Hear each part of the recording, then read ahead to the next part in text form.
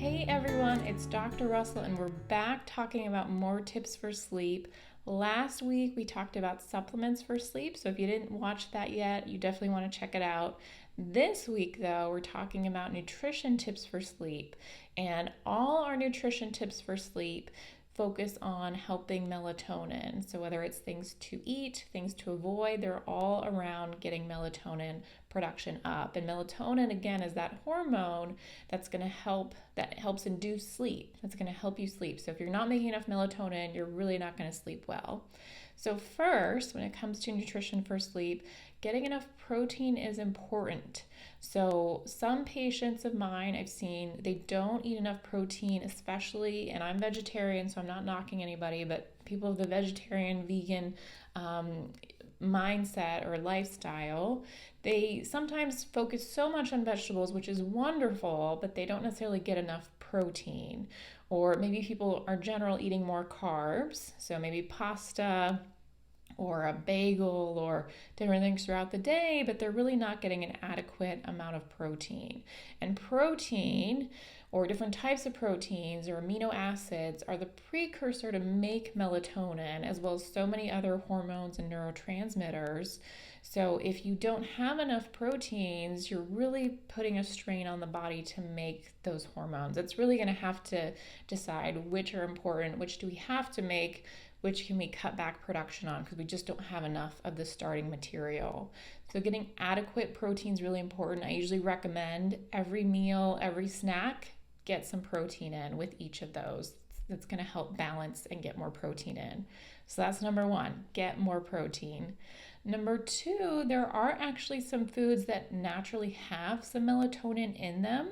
So you could try increasing more consumption of those. And the top three ones that are kind of easiest to get in, are tomatoes, walnuts, and strawberries.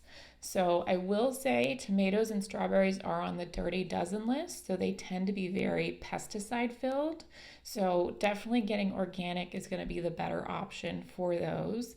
But if you can eat more of those into your, maybe not every day, but several times a week, that might actually help just naturally increase that melatonin production.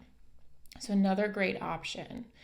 The third thing, it's a little bit opposite, so something to get rid of that can affect melatonin production, and that is coffee and alcohol.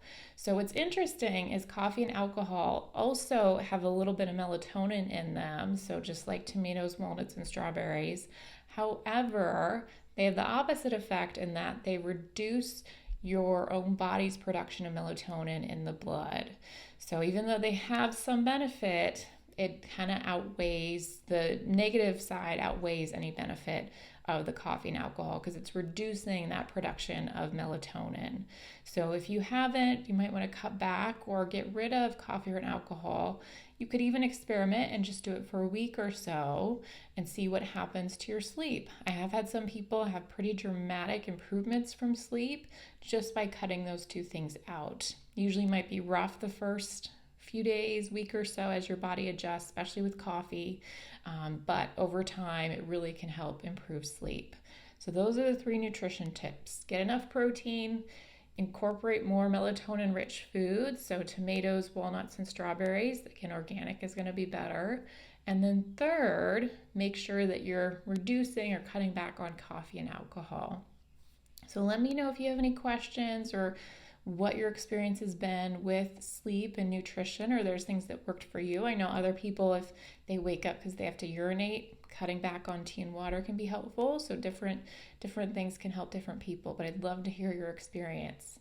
So next week, we're going to talk about very, very important, probably the number one tip for helping sleep, and that's through lifestyle changes.